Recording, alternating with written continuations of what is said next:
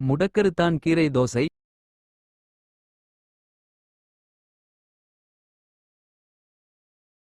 முடக்கருத்தான் கீரையை ஆய்ந்து சுத்தம் செய்து கல்லுப்பு மஞ்சள் தூள் சேர்த்து அலசிக் கொள்ளவும். பிறகு சாதாரண தண்ணீரில் ஒரு முறை அலசிக் கொள்ளவும்.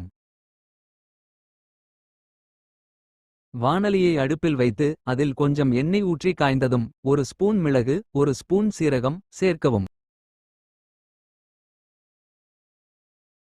அது நன்றாக சிவந்ததும் சிறிதளவு நறுக்கிய சின்ன வெங்காயம் பூண்டு ஆகியவற்றை சேர்த்து வதக்கவும்.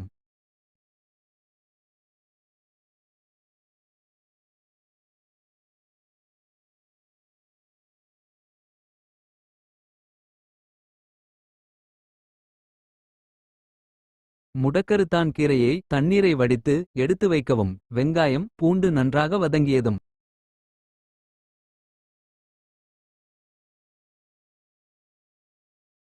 அத்துடன் முடக்கருத்தான் கீரையை சேர்த்து வதக்கவும். கீரை நன்றாக வதங்கியதும் ஆற வைத்துக் கொள்ளவும். நன்றாக ஆறியதும் மிக்ஸி ஜாரில் சேர்த்து நன்றாக அரைத்துக் கொள்ளவும். பிறகு தோசை மாவில் அரைத்த விழுதை சேர்த்து நன்றாக கலக்கவும். தோசைக்கல்லை அடுப்பில் வைத்து சூடாக ஆனதும் கலந்து வைத்த மாவை ஊற்றி தோசை வார்க்கவும். கொஞ்சம் எண்ணெய் ஊற்றி வேகவைத்து எடுக்கவும். முடக்கருத்தான் கீரை சாப்பிடுவதால் வாதநோய்களை சரிசெய்து உடலை பலப்படுத்துகிறது.